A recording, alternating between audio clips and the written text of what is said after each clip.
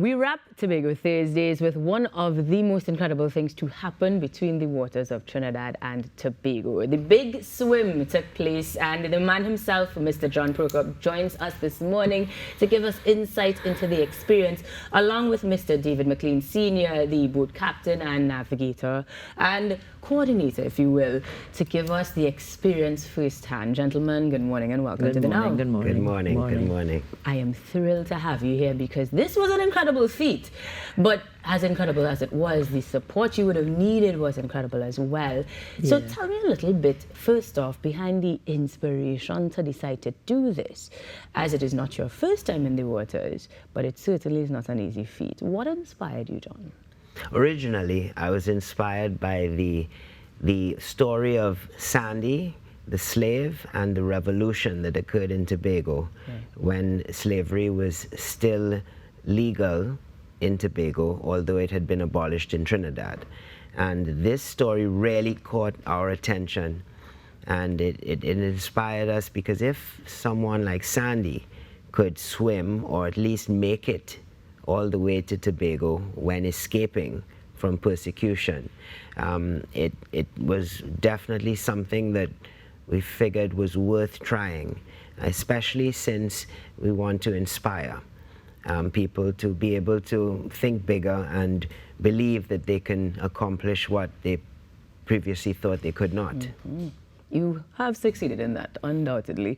But I'm sure there must have been some skepticism, even maybe from you, David, because who approached whom to say, let's do this?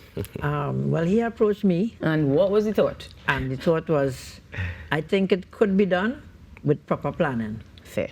Right? You have to coordinate the times and the currents and everything, because the current between Trinidad and Tobago is very strong. And a lot of tidal currents.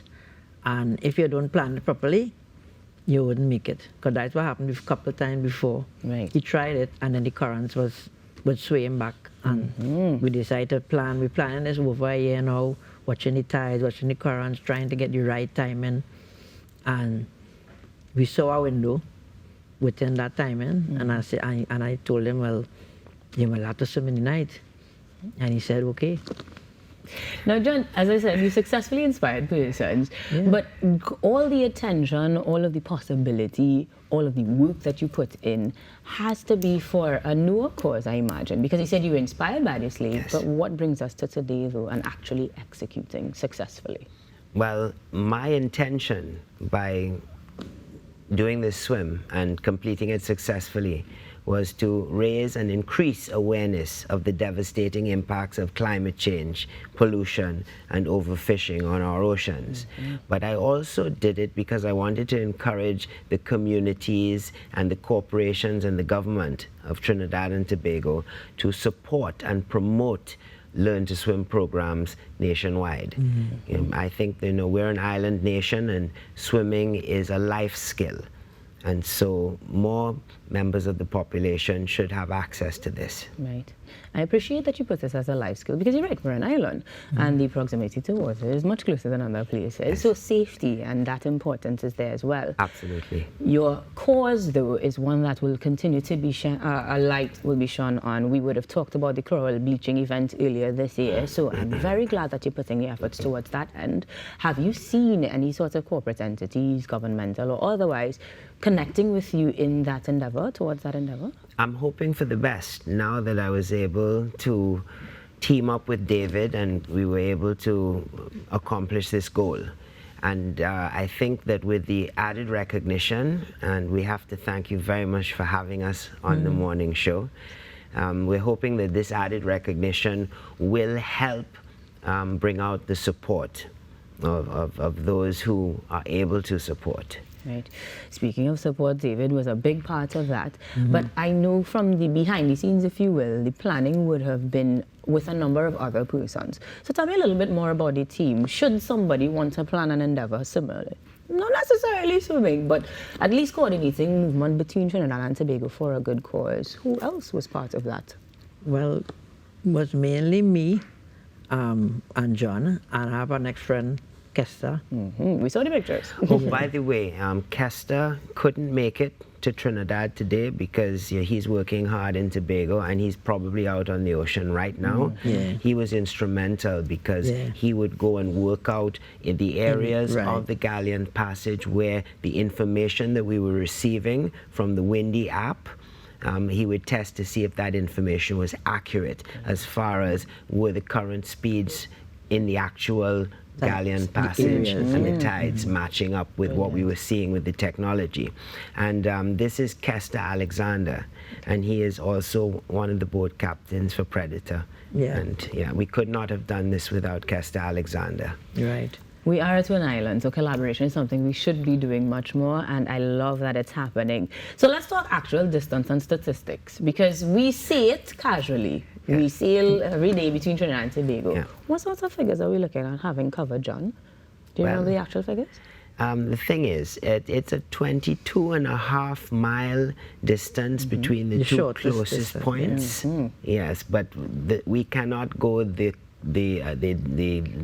the crow flies because of the currents. And therefore it will end up being longer depending on the currents that we encountered and the angles and the headings that we'd have to take, the trajectory. So I'm not sure in the final analysis, David, how long did we actually, how much distance did we cover? That's what we covered, like close to 30 miles, 29 close to 30 miles. Right, And of course there were breaks in between because of things like those currents and those sorts. So how many breaks did we have? We saw a couple with the bear. Well, probably nearly 45 minutes every hour. You would take a drink. You would take a... Stay hydrated, yes. It's very important. I had to be reminded of when to stop. And it's crucial because you've got to hydrate, you've got to put back your electrolytes, and I had lots of CKA figs, and people were a little bit surprised that I didn't take any supplements, but CKA figs and coconut water did the trick. I had some Lucozade and some Ensure, and of course normal drinking water. But yes, it was very important to take those breaks, but it was also very important not to take those breaks for too long. Because as David explained to me, every time we stop, we will drift back to Tobago or off course. Because of currents and that. So maybe the breaks would be like 60 seconds just to drink and to relax on my back for a little bit or a couple of minutes, and then we go again as soon as possible.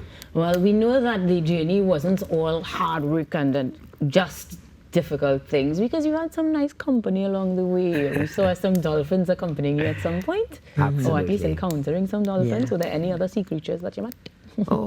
There were a few surprises. The most action that I experienced on the swim was from a little pilot fish. Yes, I don't know if you're familiar with the remora species of fish, but the pilot fish is a creature that attaches itself to large pelagic animals like sharks and manta rays, and they travel along with them, and they eat the scraps of what they're eating, and they take parasites off. So there's a sort of a symbiotic relationship that exists between the pilot fish and its host. And of course, this little pilot fish mistook me as a pelagic predator of some kind, and decided to come along for the ride.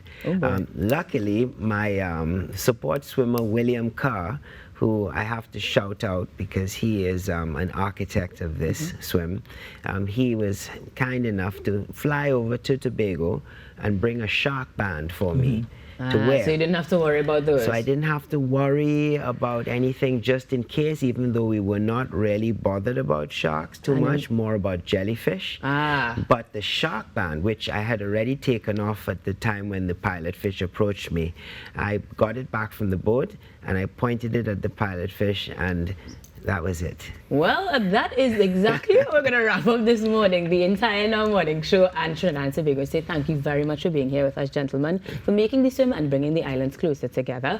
But for now, guys, we have to say good morning to you and hope that you join us tomorrow as we have another edition of the Now Morning Show right here on TTT. Have a good morning.